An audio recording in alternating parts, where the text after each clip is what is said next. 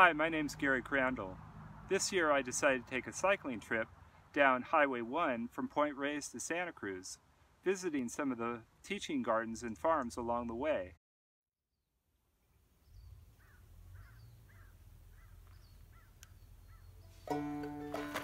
I took off out of Inverness on a late September morning. They say that one's growing edge is that challenging area of one's life where there's really room for improvement. I'm 56, out of shape, and my body's creaky from years of manual labor, so one of my growing edges was doing healthy exercise on a regular basis. This trip was the beginning of working on that. And speaking of the term growing edge, it seems to be the perfect way to describe this stretch of coastal farms and gardens I'll be riding through on my way to Santa Cruz.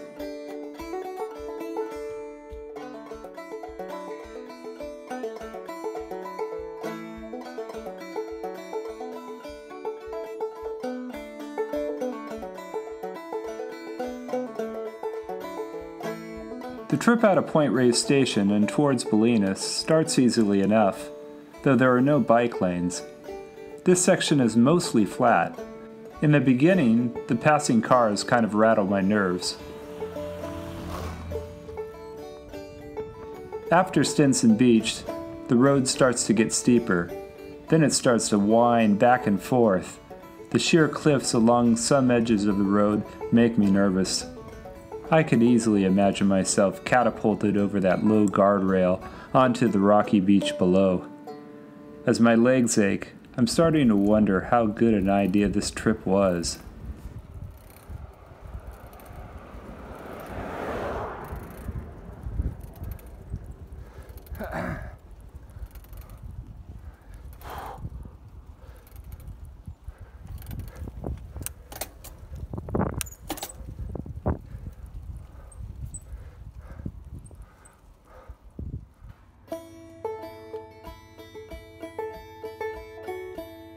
Slide Ranch in Muir Beach is my first stop. Slide Ranch's mission is to connect kids with nature. It does this through its gardens, farm animals, and exploration of nearby coasts and wilderness. Hi, I'm Charlotte. I am a teacher in residence here at Slide Ranch, which is an educational farm based out in Marin. Our mission statement is based on the idea of bringing kids from all over the Greater Bay Area, mostly around second grade, but of all ages, to get them in touch, to get their bodies healthy, their minds healthy, get them in touch with nature. We work with animals like chickens and goats, having them milk them, learn about egg production, and also come to this beautiful garden here and learn about plants, compost, and how to cook fresh food from the garden. So we really work hard to make sure that kids are understanding their environment and their role in it. I spent a lot of time doing other things. I was a butcher, I've been a fishmonger, I've been a cheesemonger, I was a preschool teacher, and I used to teach cooking classes to children. Being here at Slide Ranch is the perfect marriage of all those things. About 8,000 kids come through here a year. And due to that, we get a chance to give them an experience that I had being planted in nature here. I noticed that when you work with people that you share food with, it gives you a deeper connection. It's more of a family here than it's having coworkers. And being able to be here for such a long amount of time, we really get to know each other very well. My wife is the garden manager here. We're going to be having a little girl, and we're also going to be raising her here, which I think is one of the best things that we can do in the world that we are in at this moment. So she can have a chance to be raised as a free-range child and on this 134 acres of Slide Ranch.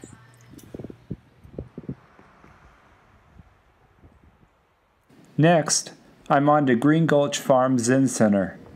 Green Gulch is a Buddhist practice center that offers training in Zen meditation. Apprentices on the adjacent 8-acre active farm and gardens are trained in organic horticulture as a means of working through their Buddhist practice. I meet up with my contact person, Emma Heller, who is harvesting purslane in the fields. A lot of people think of purslane as a common weed, but many upscale restaurants buy these salad greens as well as more traditional veggies from the farm. Imla is one of the staff that has been with Green Gulch almost since its inception in the early 70s. Well, the mission of the Zen Center is actually to study the mind and develop compassionate capacity to be able to help people take care of the world. So that is the mission. And in the Zen tradition of the Soto Zen school, started by Suzuki Roshi, maintaining that tradition in the Japanese lineage. The farm is not the primary mission, but it's very supportive of people focusing on compassionate activity and being able to work, learn how to work in a quiet and productive environment. But it's a wonderful training opportunity for people who are working on their own inner process. It's great to work in the land, and we get a lot of young people here who are totally, right now, this is a big concern for our young people, the planet, the health of the planet, and organic food, particularly in California. So we get a lot of young people apprenticing here, and sitting meditation and following a full schedule of work and meditation, and they seem to go very well together.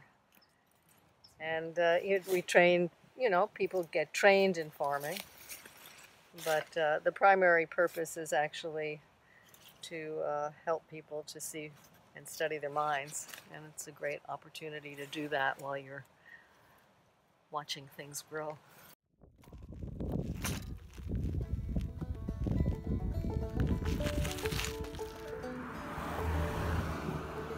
I head out from Green Gulch and up the windy highway. I go over the summit and down towards Mill Valley. As I head into Mill Valley, the cars and homes get fancier and the hotshot cyclists more plentiful. It's quite a contrast to the relatively austere and rural quality of the life that I've seen most of the day.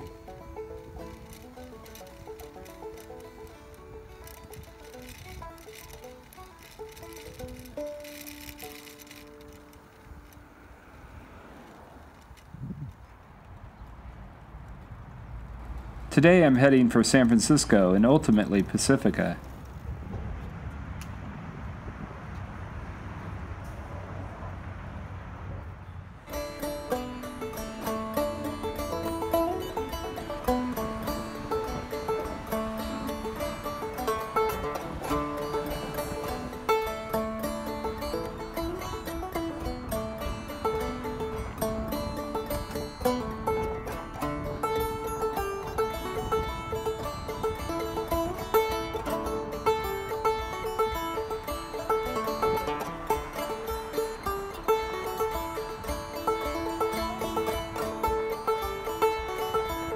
The lane across the bridge is pretty crazy.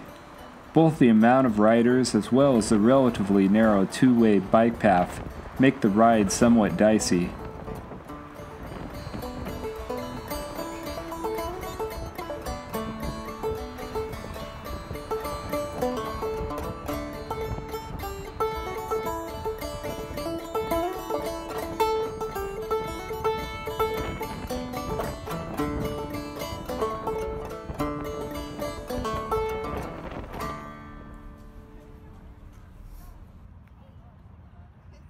My next destination is Garden for the Environment on the other side of Golden Gate Park.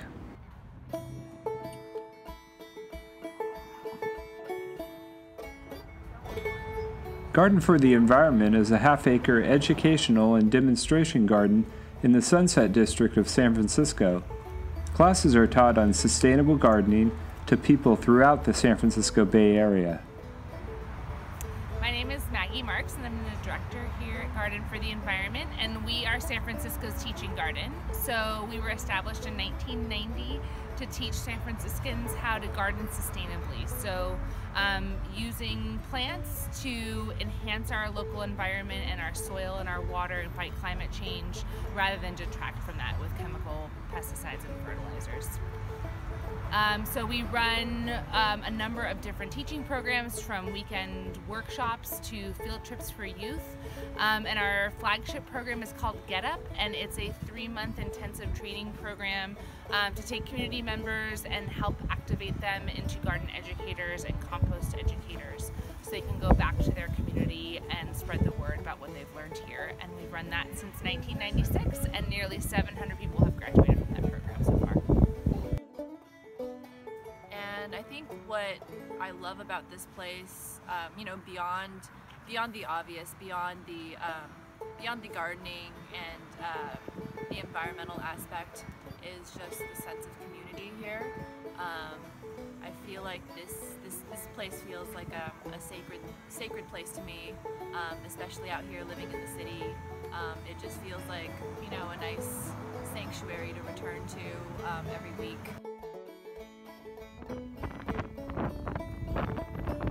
Leaving the garden, I make my way west through the inner Sunset and down towards the ocean.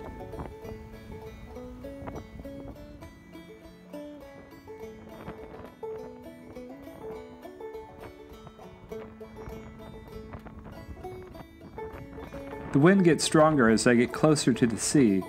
I finally reach the Great Highway and follow it south. As I start along the bike path, I realize this probably isn't the safest way to go. The wind off the ocean has blown sand drifts onto the bike path, which caused my bike to temporarily lose control when I hit them. I try to ride as far from the sand drifts as possible, which is also the closest to traffic. Obviously, this isn't that safe either. I work my way up to Westridge Avenue in Daly City, and then through the back streets into Pacifica. I ultimately come to Pacifica State Beach in the Lindemar district. It's been a long day, and I enjoy the calming effect of the waves coming in with the setting sun.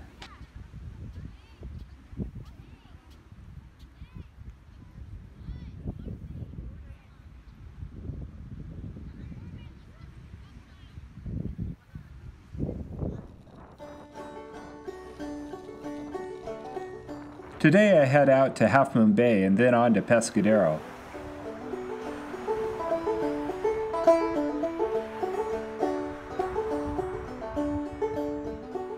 Once again, there is no bike path along the busy highway that heads up out of Pacifica.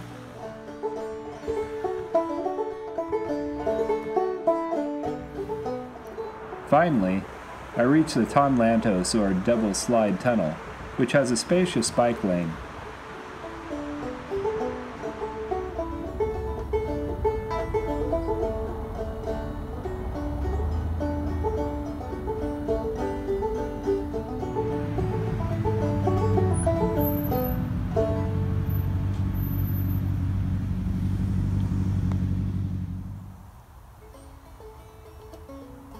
My next stop is the HEAL Project, a small teaching farm in Half Moon Bay.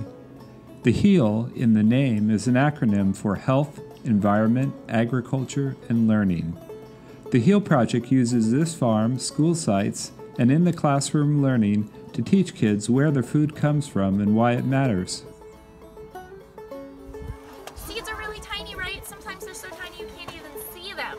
And yet they have everything inside them you need to make a whole plant and all the plants that feed us. Hi, my name is Doug Millar, and I work for the HEAL Project. I'm the farm manager here, and we like to say we grow kids from the ground up. And I like to think that it's true, because when we look at how the kids come to the farm for field trips and for classes and summer camps, we can see it, hands-on learning right in front of our faces. And the biggest, most powerful experience I've seen is sitting out there working in the field and hearing kids say, "Teacher Naomi, can I get some more broccoli?" And they're out there tasting broccoli, kale, and cauliflower. And it's really cool to hear these things come from little kids who are, 6 and 7 years old, asking for more broccoli in the field. When I was a child, there was not much as far as vegetables, we've really only got things out of cans, and to have fresh food out in the field being tasted, these are experiences that they take away for a lifetime, and we hope that they'll continue eating broccoli.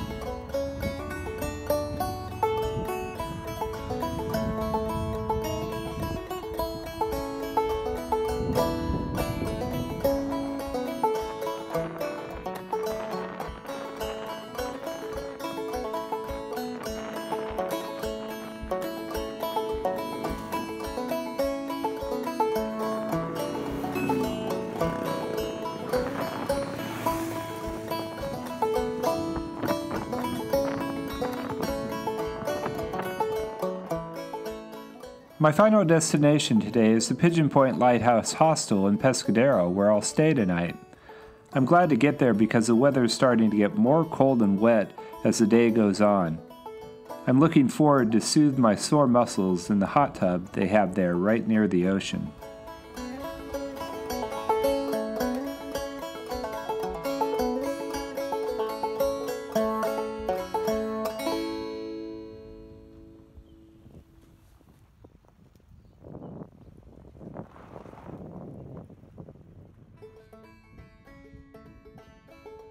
Today I'm heading to Santa Cruz, but my first stop is Pie Ranch, several miles down the road from the hostel.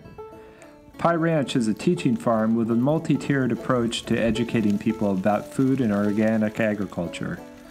I was able to talk to Aria, the Programs and Development Associate there. Hi, my name's Aria. I originally came to Pie Ranch through actually my major at UCSC, so I came as an intern. I came here for a 6-month internship. I was mostly working within the youth programs, and then after I graduated, it worked out that I was able to get a position here part-time, and I've been working here ever since.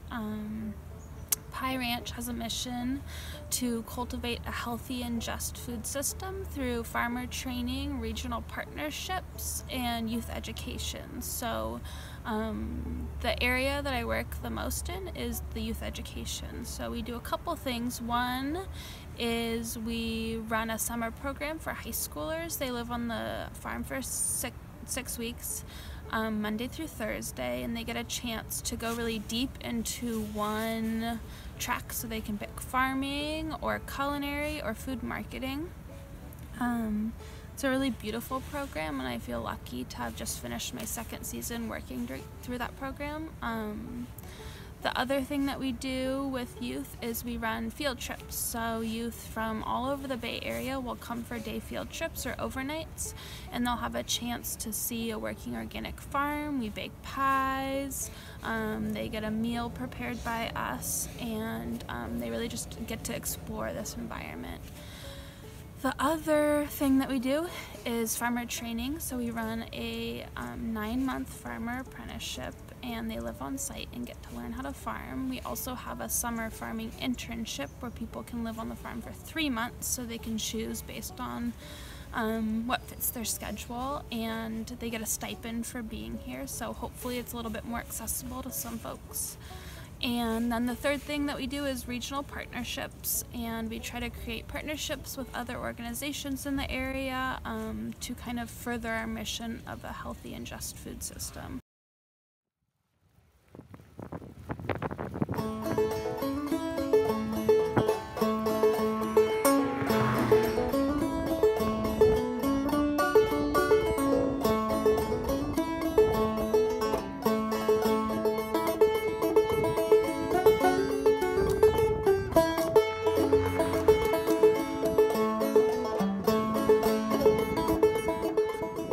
The weather starts to get better as I get closer to Santa Cruz.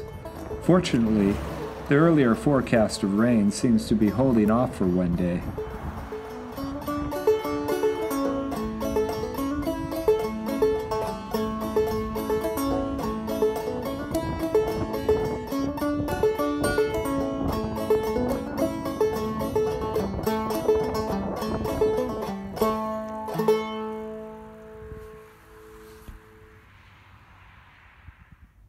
My first stop in Santa Cruz is the Homeless Garden Project. They use the work in the garden and their business as a way to teach people how to make a life in the world. So my name is Ansley Roberts. I'm the Training and Education Supervisor at the Homeless Garden Project. The Homeless Garden Project is a transitional employment program for folks experiencing housing instability.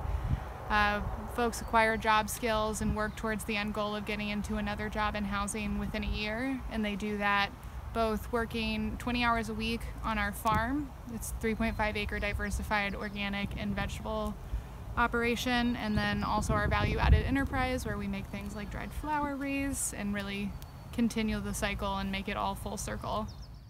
I previously had worked in therapeutic farming in North Carolina and couldn't really find another job in a similar environment.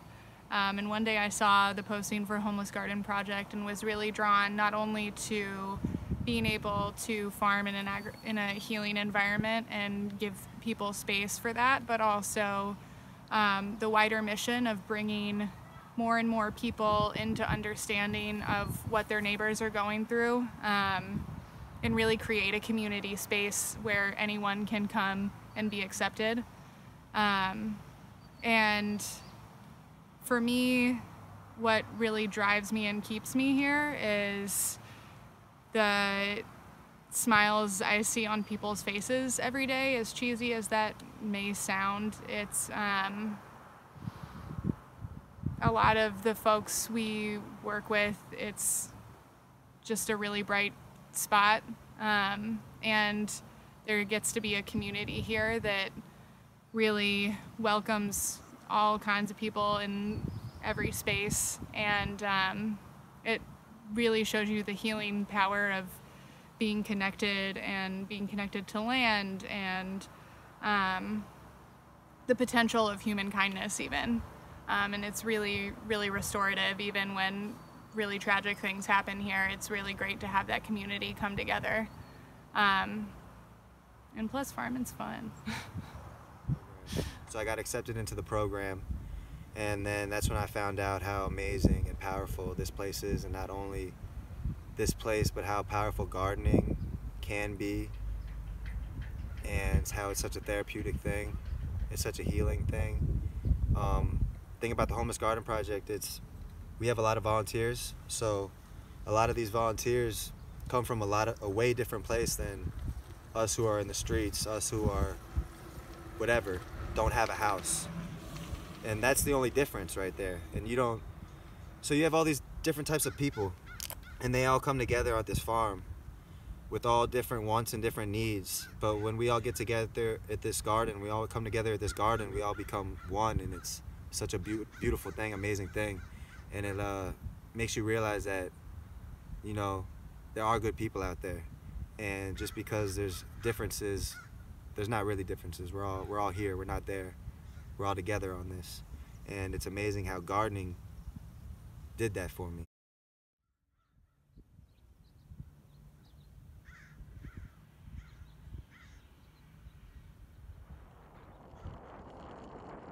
Finally, I make my way up to my alma mater, UC Santa Cruz. I have many great memories of the year I spent as an apprentice working and learning at the school's Farm and Garden Project. The UC Santa Cruz Farm and Garden Project, or Center for Agroecology and Sustainable Food Systems as it is now known, is one of the oldest and most respected apprenticeships in organic agriculture in the country. The program teaches organic agricultural principles and practices through both hands-on and in-class learning. It also serves as an academic institute for researching, developing, and advancing sustainable food systems. I really enjoy the people that I've met here throughout the years, the extensive network of alum that exists at the UCSC Farm and Garden. We've had 50 years worth of people stewarding the land and cultivating the land and making experiences out of the land, and taking these experiences and taking them to their communities, their respective communities, and making something out of them. And it's a very practical and slow revolution, but I think it's something that needs to continue, and while we're doing that, while we're bringing what we learn here to our communities, also developing strong networks of people that are, you know, not only based from here, but that are very interested in healing our food systems. My name is Makaisha Tolbert, and I am currently an apprentice here at the Center for Agroecology and Sustainable Food Systems. And we are finishing up our final 2 weeks, and after next week I will begin my time here as an advanced second-year apprentice.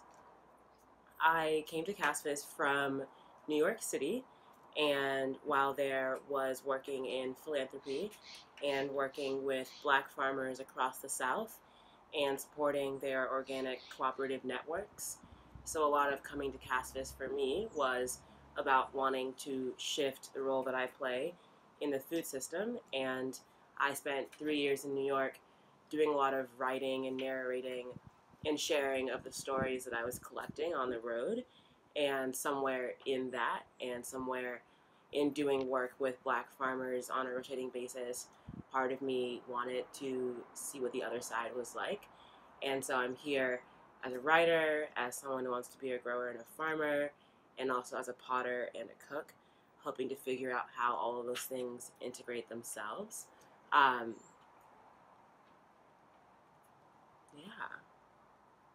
We have this amazing cohort of apprentices that come here, 39 every year from April to October. My thing about them is no money in their pockets and there's holes in their jeans, but their hearts are pure and their capability and growing acumen is amazing. They come here, and what we're trying to do here at the Farm and Garden, particularly down at the farm, is we're trying to do a professional grade thing with entry-level people, and that's no mean feat. So they come here to learn the rudiments of growing organically, farm scale, garden scale. And then they go out and do things. They go out and do things that astound me, and they go out and do things I wouldn't even dare to dream of doing, and largely they succeed at it. Our grads are just all across the country and in fact around the globe. They're farmers. They're just flat out farmers, small scale, large scale, specialty crops, generic veg row crops like that, orchardists and on like that. They work on urban community gardens, community farms as well. Many of them, whatever scale they're working on, whatever the venue, whatever part of the world they're in, they're also taking up, it's as if we're passing the baton to them in terms of teaching, showing others. So they teach farming and gardening, and they do it. And they do it in ways that just far exceed the basic teachings that we have here, and I'm inspired by that. How could you not be?